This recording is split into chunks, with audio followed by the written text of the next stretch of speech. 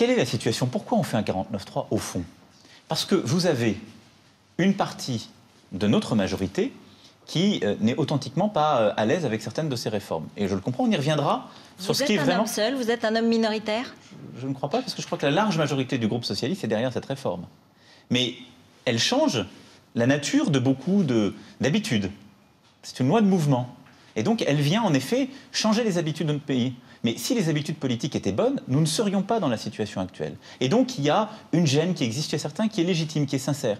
Il y a une instrumentalisation qui existe chez d'autres, qui n'existe que par leur opposition à cette loi, et qui peuvent passer comme ça une bonne partie de leur journée à parler sur vos antennes, parce qu'ils sont contre cette loi qui est affreuse. Il y a un conservatisme de gauche. C'est les frondeurs, ça? Moi, j'ai jamais pris cette qualificatif, je ne l'aime pas. Mais il y en a qui ont cette... Il y en a qui sont sincères, il y en a qui sont cyniques. Bon. Il y a un conservatisme de gauche qui existe, qui ne veut pas la réforme, on pourra y revenir. Je pense que la gauche, ça n'est pas le statut, c'est le mouvement. Mais bien expliqué, proportionné. La gauche, elle est du côté du risque, de la responsabilité, d'une sécurité offerte aux salariés, mais dans le côté du mouvement. Elle ne peut pas être du côté du statu quo. Et puis, du côté du centre droit et de la droite, il y aurait, chez une bonne partie de ces parlementaires, normalement, une adhésion naturelle à beaucoup des réformes qui sont dans ce texte.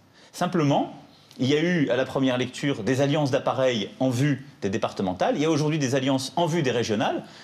Et on a beaucoup de gens ennuyés qui disent « je ne voterai pas ce texte, il est affreux ». Et quand bien même ils portent des réformes qu'ils auraient in petto voulu faire et qui n'ont pas parfois été capables de porter.